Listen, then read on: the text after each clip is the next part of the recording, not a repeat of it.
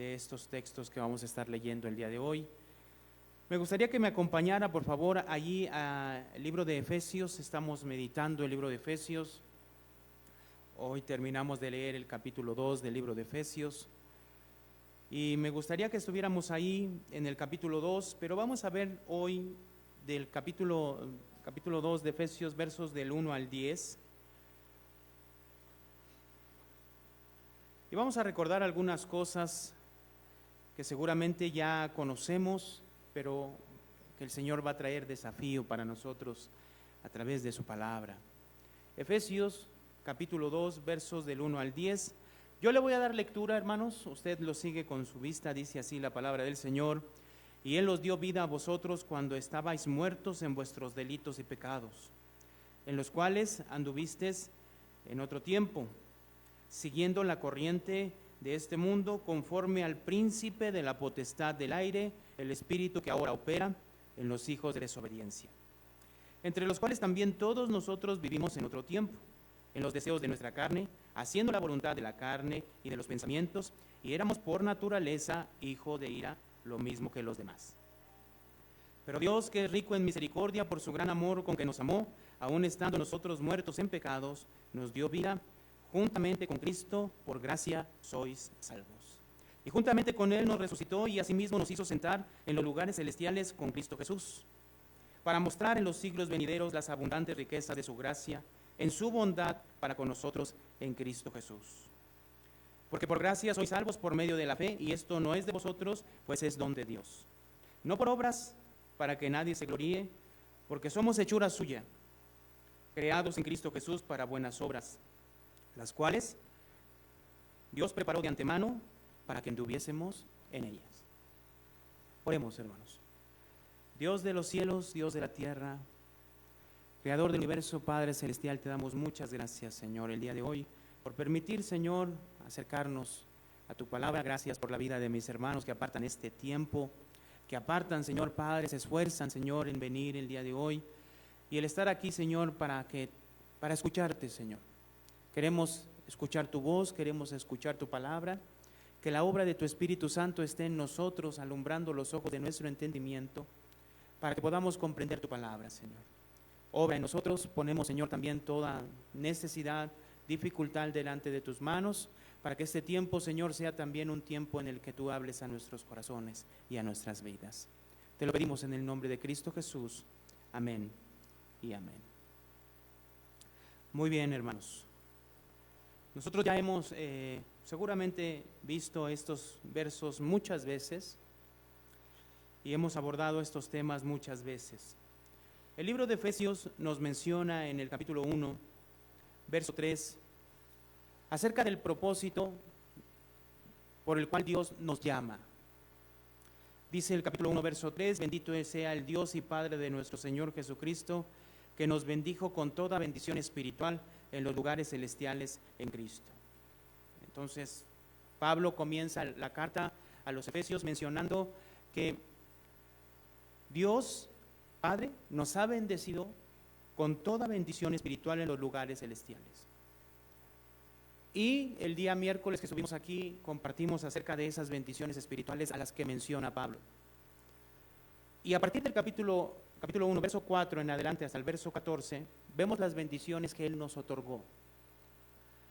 Dice el verso 4, nos escogió, según nos escogió en Él antes de la fundación del mundo, para que fuésemos santos y sin mancha delante de Él. Entonces, lo que primero vemos es de que Dios está mencionando, Pablo está mencionando que una de las bendiciones que hemos recibido de parte de Dios son que Dios nos escogió antes de la fundación del mundo. Eso significa que fuimos escogidos por Dios no por lo que nosotros hubiéramos hecho, no por lo que nosotros somos ni seremos, sino simplemente por el puro afecto de su voluntad. Dice el verso 5, en amor habiéndonos predestinado para ser adoptados hijos suyos por medio de Jesucristo, según que el puro afecto de su voluntad. Entonces, esto significa que fuimos escogidos, que fuimos predestinados, habiendo sido predestinados para ser adoptados hijos de Dios, y esto ocurrió por el puro afecto de su voluntad. Significa que Dios nos escogió y nos adoptó como sus hijos, no por lo que nosotros hubiéramos hecho, no por lo que nosotros vamos a hacer no por lo que en nosotros hubiera, sino simplemente Él lo decidió de esta manera. Verso 6, para alabanza de la gloria de su gracia, con lo cual nos hizo aceptos, ¿qué? En el amado. Entonces, nos escogió desde antes de la fundación del mundo para adoptarnos, para aceptarnos, y todo esto a través de Cristo Jesús, quien es el amado. Verso 7, en quien tenemos redención por su sangre, el perdón de pecados según las riquezas de su gracia. Entonces, Pablo habla acerca de esas bendiciones espirituales que Él nos escogió antes de la fundación del mundo, que nos predestinó para ser adoptados hijos suyos, que nos aceptó en Cristo Jesús, que nos perdonó nuestros pecados. Esas son las bendiciones a las que se refiere Pablo. Y en el verso 8 dice que hizo sobreabundar para con nosotros en toda sabiduría e inteligencia, dándonos a conocer el misterio de su voluntad según su beneplácito, el cual se había propuesto en sí mismo. ¿Qué dice el verso 8 y el verso 9? Él nos dio a conocer el misterio de su gracia. ¿A qué se refiere? Nosotros conocimos del Evangelio y esto fue porque Él abrió los ojos de nuestro entendimiento. Verso 11. En Él también tuvimos herencia, habiendo sido predestinados conforme al propósito del que hace todas las cosas, según ¿qué? El designio de su voluntad. Entonces, no tan solo fuimos escogidos, no tan solo fuimos adoptados, no tan solo fuimos perdonados de nuestros pecados, no tan solo fuimos aceptados por Cristo, no tan solo Él abrió los ojos de nuestro entendimiento para conocer el Evangelio, sino que nos dio una herencia en Cristo Jesús. Todo esto es en Cristo Jesús. ¿Y por qué ocurrió? Por el puro afecto ¿de qué? De su voluntad. Verso 12, a fin de que seamos para alabanza de su gloria, nosotros los que primeramente esperamos en Cristo. En Él también vosotros, habiendo oído la palabra de verdad del Evangelio de vuestra salvación, y habiendo creído en Él, fuisteis sellados con el Espíritu Santo de la promesa, que es las arras de nuestra herencia hasta la redención de la posesión adquirida para alabanza de su gloria. Significa entonces que Dios aparte nos dio su Espíritu Santo para que nosotros pudiéramos tener la garantía de que Él va a llevar a cabo toda esta obra en nosotros. Si ustedes ven hasta este momento, no hemos visto absolutamente nada de la obra del hombre en esto. Todo es de Dios, de principio a fin.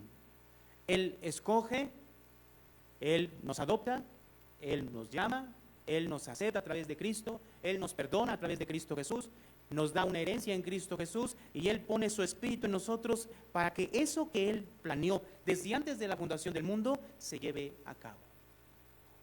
Entonces esto es garantía, hermanos, es garantía de que se va a llevar a cabo. ¿Por medio de quién? No de nosotros. ¿Por medio de quién? De Dios. Y esa obra de Dios es a través de Cristo Jesús y de su Espíritu Santo. Entonces, en el capítulo 1, verso 15 en adelante, hay una oración. Dice, verso 15 en adelante: por esta causa también yo, habiendo oído de vuestra fe en el Señor Jesús y de vuestro amor para con todos los santos, no ceso de dar gracia por vosotros, haciendo memoria de vosotros en mis oraciones. Ahora, vea el contenido de la oración de Pablo. ¿Qué es lo que está pidiendo Pablo a Dios por los de Éfeso? Para que el Dios de nuestro Señor Jesucristo, el Padre de gloria, os dé, ¿qué, hermanos? Espíritu de sabiduría y de revelación, ¿en qué? En el conocimiento de Él. O sea, lo que está pidiendo Pablo es de que Dios le dé conocimiento de Dios mismo, ¿a quién? A la iglesia. Y le dé espíritu, dice, de sabiduría y de revelación. Verso 18. Alumbrando los ojos de vuestro entendimiento, para que sepáis cuál es la esperanza a que Él os ha llamado y cuál es la riqueza de la gloria de su herencia, ¿qué? En los santos. Entonces, en primer lugar, Pablo está orando para que Dios les dé a la iglesia espíritu de sabiduría e inteligencia para poder conocer a Dios. En otras palabras, está hablando de conocer toda la obra que Dios había hecho por ellos, por la iglesia. ¿Cuál obra? Los escogió desde antes de la fundación del mundo para que fuesen santos y sin mancha. Los adoptó en Cristo Jesús, los aceptó en Cristo Jesús, los perdonó en Cristo Jesús, les alumbró los ojos de su entendimiento para que creyeran en Cristo Jesús, les dio una herencia y puso sobre ellos el Espíritu Santo para que esto sea la garantía de que ellos recibirán esa herencia. ¿Cuál es ese conocimiento que está pidiendo Pablo a Dios que los de Éfeso entendieran y conocieran? Esto. 2. Alumbrando los ojos de su entendimiento, verso 18, para que sepáis cuál es la esperanza a que Él os ha llamado. Entonces, para que se den cuenta, Pablo está orando para que se den cuenta toda esa obra que Dios ha hecho y a esa obra a que ellos han sido llamados. Y en el mismo verso 18, y los cuales las riquezas de su gloria, de su herencia en los santos. O sea, que nos demos cuenta, que la iglesia se dé cuenta de esa herencia, de esa riqueza, de esa herencia que tenemos en Cristo Jesús. Verso 19, en tercer lugar. Y cuál la supereminente grandeza de su poder para con nosotros los que creemos, según la operación del poder de su fuerza, la cual operó en Cristo Jesús, resucitándole de los muertos y sentándole a su diestra, ¿qué? En los lugares celestiales. Entonces, en la oración de Pablo hay 3 peticiones. 3. En la primera está en el verso 17. Dios derrame sabiduría, espíritu de sabiduría e inteligencia para que la iglesia pueda conocer a Dios. Segundo, verso 18, que alumbre los ojos de su entendimiento para que sepan cuál es esa esperanza a que han sido llamados. En otras palabras, estas 2 peticiones van en relación a lo que Dios ha hecho, a las bendiciones espirituales, a eso se refiere. Esto significa que cuando una persona entiende toda la obra que Dios ha hecho en su vida, es una persona que puede responder de manera distinta a Dios. Y en tercer lugar, dice que el verso 19, y cuál la supereminente grandeza de su poder. O sea, Dios tiene un poder supereminente. ¿Qué significa supereminente? Yo creo que no hay palabra para expresar algo lo más grande posible. Supereminente. Pablo utiliza esta palabra para decir que no hay algo más grande de Dios que su poder. ¿Para qué? ¿Y cuál la supereminente grandeza de su poder para con nosotros? O sea, ese poder supereminentemente grande está en nosotros. Miren nada más. Pablo está orando para que Dios alumbre los ojos del entendimiento y sepan que hay un poder enorme, vamos a decirlo en español, ¿no? Enorme, infinitamente grande, que está obrando en la iglesia. ¿Para qué? Dice el verso 19, y cuál la supereminente grandeza de su poder para con nosotros los que creemos, según la operación del poder de su fuerza. Ahora, esta operación del poder de su fuerza operó también en alguien más, y es el ejemplo que nos muestra, verso 20, la cual operó ¿en quién? En Cristo. ¿Y qué hizo ese supereminente poder de Dios? ¿Qué hizo? Resucitándole de los muertos y sentándole a su diestra, ¿en dónde? En los lugares celestiales. Entonces, Dios tiene un poder supereminentemente grande que actúa en nosotros, pero ese poder ya actuó en Cristo Jesús. ¿Y qué hizo en Cristo?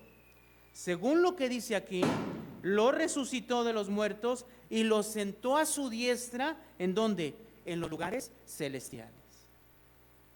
Entonces, hermanos, ¿qué es lo que Pablo está diciendo? La iglesia debe de conocer 3 cosas: a Dios, la obra que Él hizo, y la iglesia se debe de dar cuenta a cuán grande es esa obra a que Dios lo ha llamado, porque lo escogió desde antes de la fundación del mundo.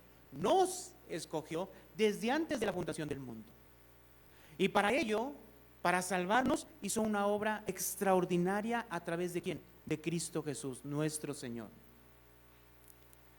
Pero en un tercer punto, Dios lo que está mencionando aquí es que la iglesia debe de conocer que hay un poder. El poder de Dios es un poder supereminentemente grande que actúa en Él para que se lleve a cabo la obra que Él ha hecho o está haciendo en la obra de la iglesia, en la vida de la iglesia. Entonces, ese poder está operando en nosotros. Ahora la pregunta es, ¿cómo? De la misma manera que actuó en Jesús, ¿Cómo actuó en Jesús este poder? Resucitándole de los muertos y sentándolo ¿dónde? A su diestra, en los lugares celestiales. Significa que de esa misma forma está obrando en nosotros. Ahora, ¿cómo? Capítulo 2, verso 1. Y Él os dio vida a vosotros cuando estabais muertos en vuestros delitos y pecados. ¿Sí dice el capítulo 2, verso 1? ¿Sí? Antes de conocer nosotros a Cristo, estábamos muertos en nuestros delitos y pecados. ¿Y Él qué hizo? Nos dio ¿qué? Vida. Significa que esa vida no surgió de nosotros, no surgió por nuestra propia cuenta. No tenemos nada que ver con esa obra de vida que Dios ha traído a nosotros. Pues estábamos nosotros ¿en qué condición? Muertos. Verso 2. En los cuales anduviste en otro tiempo, siguiendo la corriente de este mundo, conforme al príncipe de la potestad del aire, el espíritu que ahora opera en los hijos de desobediencia. Quiero que note, ponga atención, si es que podemos poner atención ciertamente, en algunos verbos que menciona aquí. ¿Cómo cuál? Vamos a poner atención en el verso 2 al verbo anduviste y siguiendo. Dice, en los cuales anduviste en otro tiempo, siguiendo la corriente ¿qué? De este mundo. Entonces vemos aquí andar y seguir. Verso 3. Entre los cuales también todos nosotros vivimos en otro tiempo en los deseos de nuestra carne, haciendo la voluntad de la carne y de los pensamientos, y éramos por naturaleza hijos de ira, lo mismo que ¿quién? Que los demás. Aquí tenemos otros verbos importantes, como vivir, vivimos, viviendo dice aquí, ¿sí? Dice aquí, entre los cuales también todos vivimos en otro tiempo en los deseos de ¿qué? De nuestra carne, ¿sí? Y vemos otro verbo importante, haciendo la voluntad de la carne y ¿de qué? Y de los pensamientos. Entonces, hasta ahorita en estos dos versos, verso 2 y verso 3, hemos visto algunos verbos importantes. Anduvimos, seguimos, viviendo, haciendo. ¿Qué hacíamos? ¿Qué vivíamos? ¿Qué andábamos y qué seguíamos? Obviamente la voluntad de la carne y de los pensamientos. Entonces aquí hay varias preguntas. ¿Estos verbos describen nuestra vida antes de conocer a Cristo, hermanos? ¿Verdad que sí? ¿Son acciones pasivas o activas? ¿Pasivas o activas, hermano? O sea, ¿las hacíamos o no? Sí. Eso es lo que nosotros hacíamos. Son acciones activas, son cosas que nosotros activamente hacíamos en otro tiempo.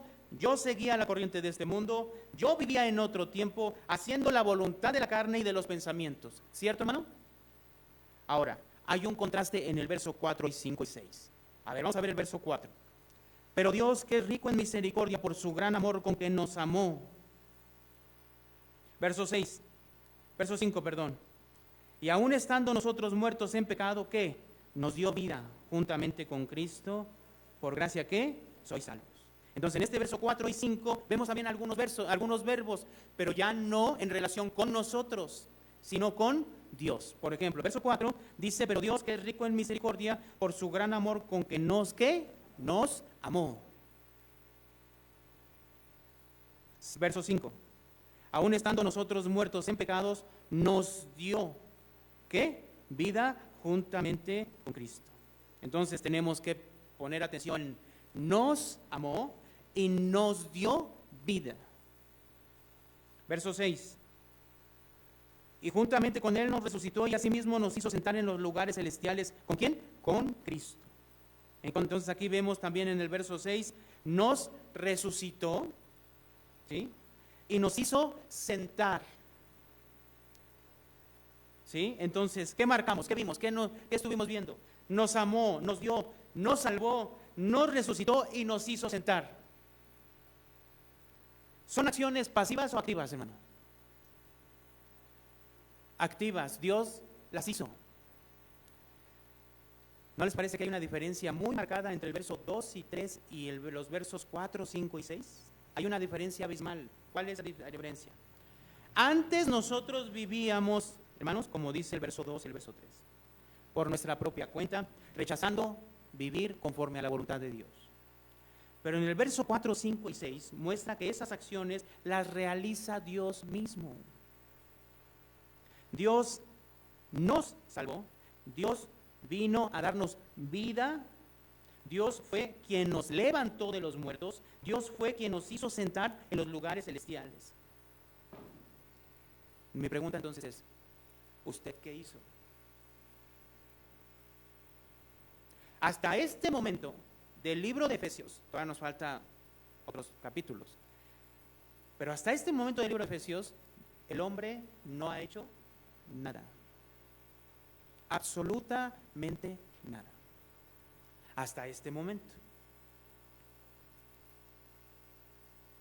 Entonces la salvación, si yo les pregunto en este momento, ¿qué significa la salvación? ¿O de qué se trata la salvación? Lo que pudiéramos decir hasta este momento sería, la salvación no se trata de lo que yo hice. La salvación no se trata de lo que yo hice o dejé de hacer. Antes, por nuestra propia voluntad, seguíamos la corriente de este mundo, seguíamos la potestad de Satanás, hacíamos lo que nosotros queríamos según nuestra carne. Pero a nosotros, ¿por qué nos salvó Dios? ¿Por qué? En el verso 4 dice, pero Dios, que es rico, ¿qué? En misericordia, por su gran amor, ¿con qué? Con que nos amó. Entonces, ¿cómo es nuestra salvación, hermanos? Vamos a ver entonces, viendo esto, el verso 1, dice, y Él os dio vida a vosotros cuando estabais, ¿qué? Muertos en delitos y pecados. Significa, hermanos, significa esto, que a pesar de nosotros, a pesar de ti y de mí, a pesar de nuestra condición de muerte, de nuestros delitos y pecados, la razón por la que Dios fue capaz de darnos vida es solamente por su poder.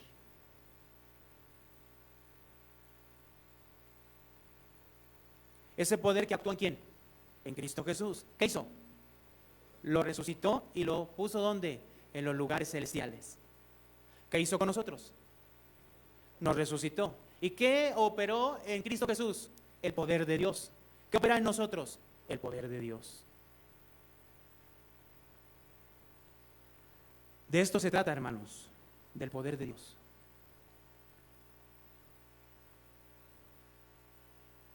El hecho de que nosotros conozcamos a Jesús y seamos salvos es la muestra más grande del poder de Dios. Y entonces aquí hay un contraste.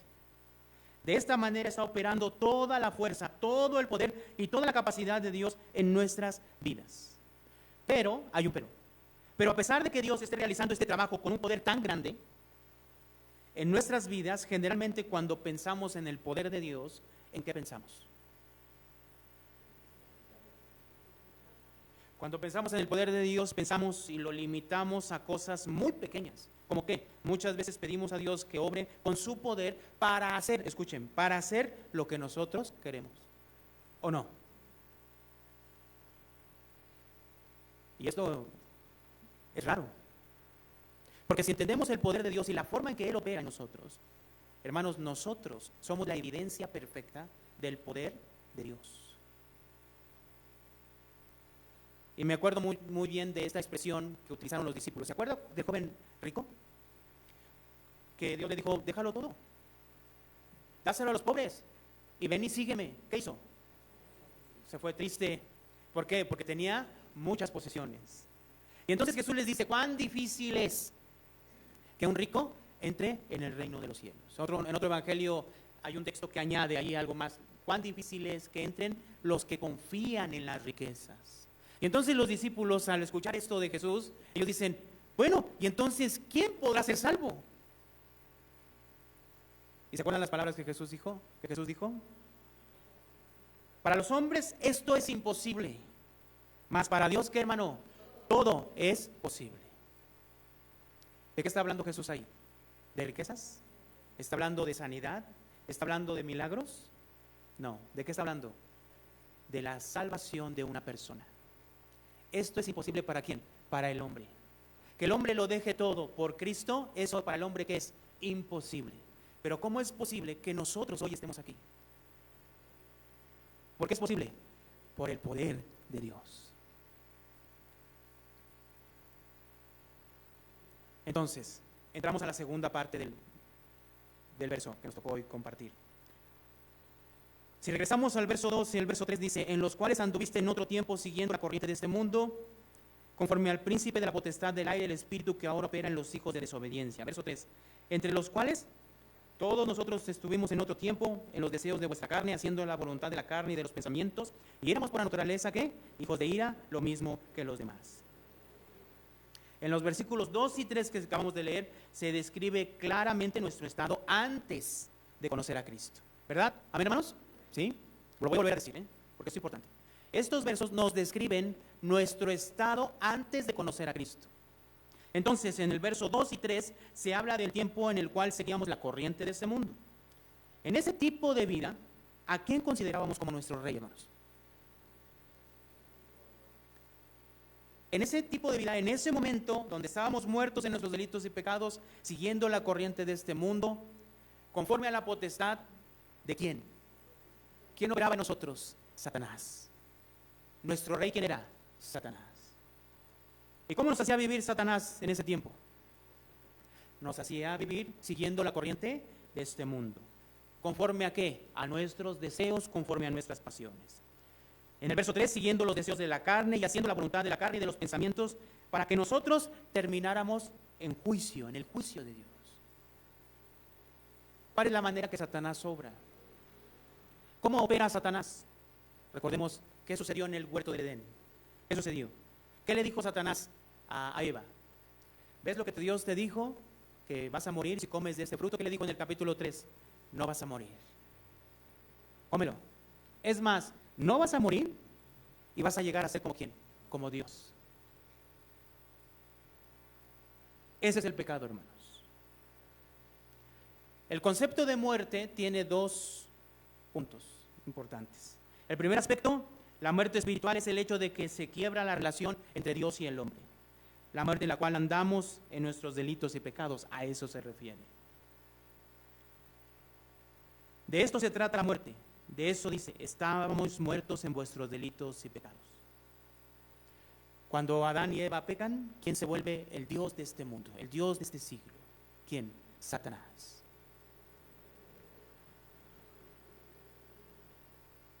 Hoy, hermanos, ¿qué se nos enseña en el mundo? ¿O qué enseña el mundo hoy? Y hoy más que nunca, bueno, por lo menos yo tengo ya casi 50 años, y sí es cierto que siempre el mundo nos ha enseñado que puedes hacer lo que quieras, pero yo creo que ahora con toda la facilidad que tenemos de las redes sociales y toda la tecnología que hoy hay, este discurso de tú puedes hacer lo que quieras, ser lo que quieras, andar como tú quieras, hacer lo que tú quieras y ser lo que tú quieras, se ha magnificado, ¿o no es cierto? Entonces es la misma operación que vimos desde el huerto del Edén. No va a pasar nada. Tú haz lo que tú quieras. Al final, tú eres tu Dios mismo. Entonces, en el estado de vida que Dios nos ha dado, según el verso 2, su capítulo 2, verso 1, en él os dio vida a vosotros cuando estabais muertos en vuestros delitos y pecados. ¿Quién debería ser el rey? En el estado de vida. ¿Quién? Jesús. ¿Sí? Para más específico, ¿no? Yo sé que Dios es Dios, ¿no? Pero estamos hablando de ¿quién? De Jesús. ¿Debería ser nuestro rey o no, hermanos? Jesús es nuestro rey. Entonces las personas que sirven a Jesús como rey, ¿cómo deben de vivir?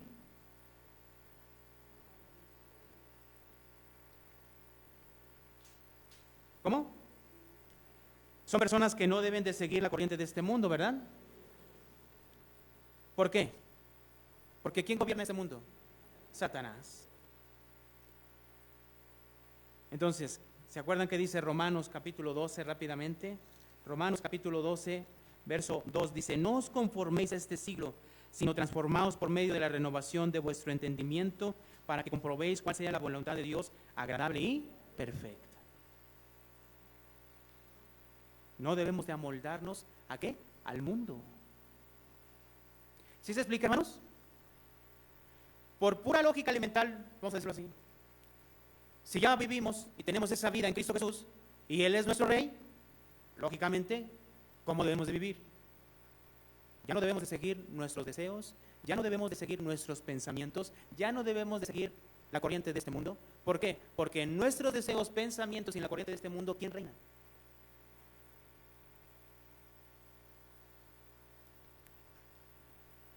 Tenemos que negar nuestra voluntad, hermanos, y seguir la voluntad de Dios. Por eso Jesús, ¿qué le dice? ¿Qué nos dice en el Evangelio? Si alguno quiere venir en pos de mí, ¿qué? Niéguese a sí mismo, tome su cruz y síganme. En este estado, este es el estado, es la apariencia de una persona que está viva, una persona que niega su voluntad. Si hay alguna persona aquí que dice conocer a Dios, pero se da cuenta que sigue la corriente de este mundo y sigue sus propios deseos, entonces, ¿qué debe de hacer?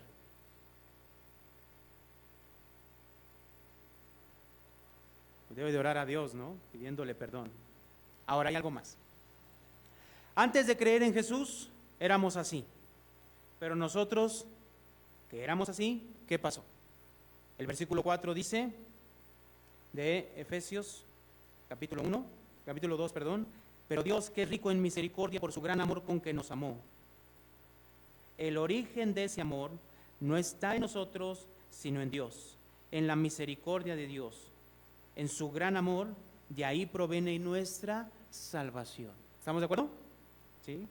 Entonces, ¿de qué se trata todo esto? Del poder de Dios.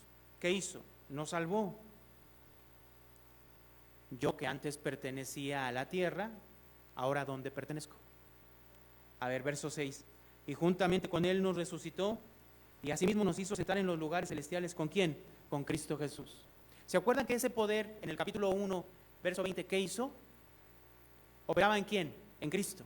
E hizo dos cosas. ¿Qué hizo? Lo resucitó y lo hizo sentar, ¿dónde? En los lugares celestiales. Ahora en el capítulo 2, esas dos cosas, ¿para quién son? ¿En quién operan? En la iglesia, en los que han creído. ¿Y qué dice este verso, hermanos? Ya nos dio vida, nos resucitó. ¿Y qué dice? Que nos hizo sentar, ¿dónde? En los lugares celestiales. A ver aquí. ¿Esto es cierto o no? ¿Sí o no? Porque el punto aquí es que la expresión no dice nos va a hacer sentar en los lugares celestiales. Hay un problemón. ¿Por qué? Porque como no dice nos va a hacer sentar, sino nos dice y nos hizo, dice el verso 6, nos hizo sentar en los lugares celestiales con Cristo Jesús, significa que el verbo que está aquí está en presente. O sea, ya. ¿Es cierto o no? ¿Sí o no, hermanos? Yo que antes pertenecía a la tierra, entonces ahora ¿a dónde pertenezco? Al cielo. Filipenses capítulo 3 dice que nuestra ciudadanía ¿dónde está? En los cielos. El problema también con Filipenses es de que no dice vamos a ser ciudadanos del reino de los cielos. Dice que ya somos. ¿Es cierto o no, hermanos?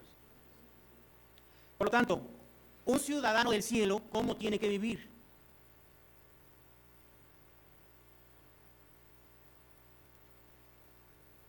La Biblia nos enseña que nosotros ya morimos con Cristo y ya estamos en el cielo con Cristo. Entonces, ¿qué relación debemos de tener o cómo debemos de ver nuestra vida en este mundo? Vamos a nuestras casas, estamos aquí sentados en nuestras sillas y decimos, no, algo debe de tener este texto que no estamos entendiendo. ¿Ya estamos o no estamos? ¿Es real o no, hermanos? ¿Somos o no somos? ¿Es algo místico? ¿Será que es algo místico? Como que algo así lo tenemos que entender con misticismo. Es real, hermanos. Es algo que está ocurriendo en nuestras vidas hoy. Cuando dice la Biblia que ya estamos sentados en los lugares celestiales, es decir, que ya estamos dentro del cielo, ya somos ciudadanos del cielo, ya pertenecemos al cielo. Entonces, si es real, si esto es verdad, debemos vivir conforme a lo que creemos que es real, lo que creemos que es verdad.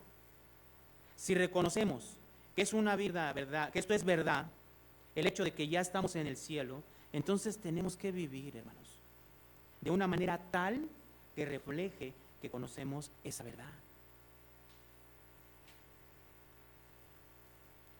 ¿Sabe por qué no vivimos de acuerdo muchas veces, de acuerdo a esta verdad que vemos hoy?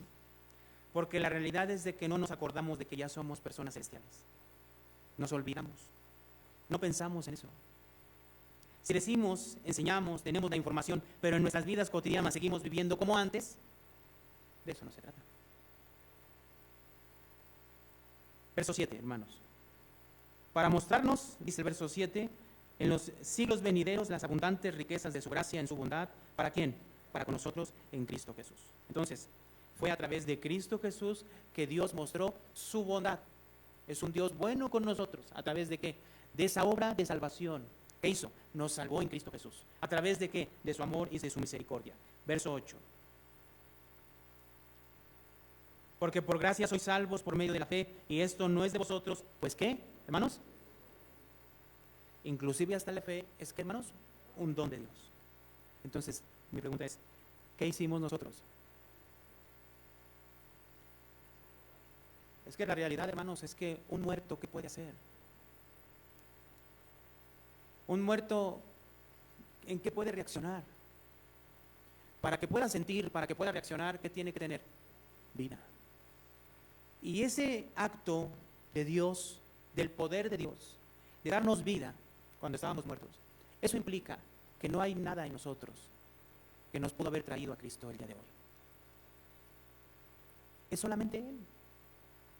Porque aún la fe que nosotros decimos tener, dice que es ¿qué? Un don de Dios.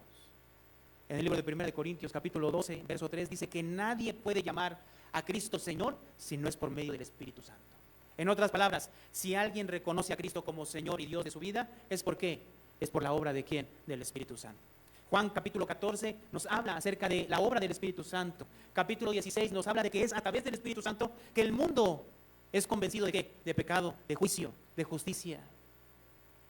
Entonces, sin la obra del Espíritu Santo, el hombre no puede reaccionar ante Dios. Verso 9. No por obras. ¿Para qué? Entonces recordamos el verso 4, 5 y 6. En esa salvación, ¿quién está haciendo toda la obra? Toda. Dios, que es rico en misericordia por su gran amor que nos amó, Él está haciendo la obra. 5. Aún estando nosotros muertos en pecado, nos dio vida. 6. Y juntamente con Él nos resucitó y nos hizo sentar en los lugares ¿qué? Celestiales. ¿Quién hizo toda esta obra? Dios. ¿Cómo nos podemos jactar? Entendiendo el mismo verso, Pablo está diciendo en el verso 9, no por obras, ¿para qué? Para que nadie se gloríe. Entonces, verso 10. Porque somos hechura suya, creados en Cristo Jesús, ¿para qué? Para buenas obras, las cuales Dios preparó, ¿qué, hermanos? De antemano. ¿Para qué? Para que anduviésemos en ellas. Dice aquí, porque somos hechura suya, creados en Cristo Jesús para buenas obras. Está hablando de la nueva creación de Dios. Está hablando del nuevo hombre, hermanos. Entonces, ¿cuándo Dios preparó estas obras, hermanos? Dice, las cuales Dios preparó de antemano, ¿para qué? Para que anduviésemos en ellas. ¿Desde cuándo Dios preparó estas obras? Para que nosotros anduviésemos en ellas. Desde antes de la fundación del mundo. ¿Por qué Dios hizo esto, hermanos?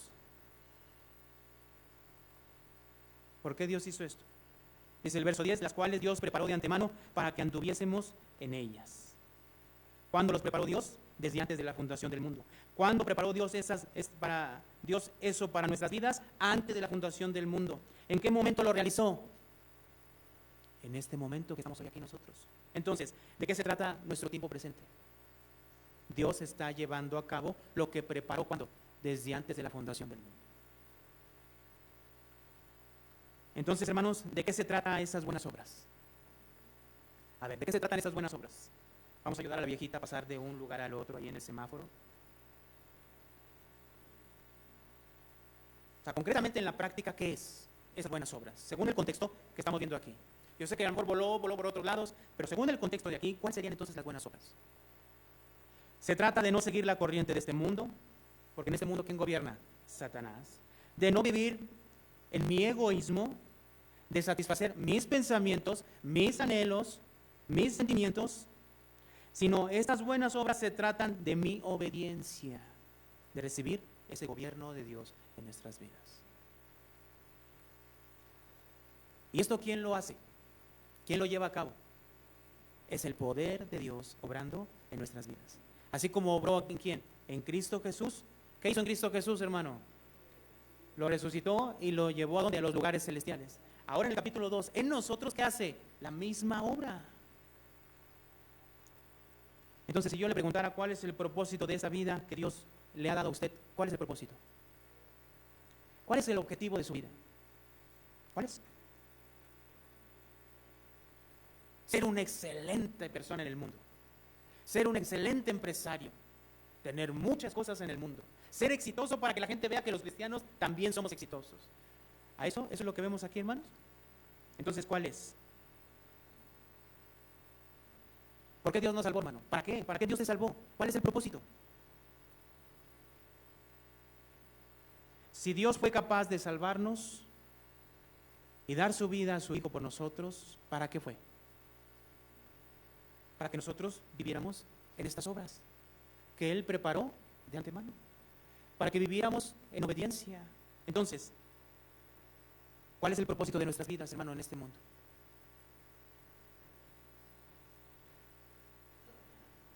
No debemos olvidar que estamos cubiertos bajo el propósito magnífico que Dios tiene para nuestras vidas. Porque ¿qué vuelvo a enfatizar, hermano, sobre este punto? Porque muchas personas dicen, no puedo vivir conforme a lo que Dios dice. Hasta preguntan, ¿cómo es posible que una persona viva acorde a la palabra de Dios? Hermanos, la pregunta es, ¿se puede vivir conforme a la palabra de Dios o no se puede vivir?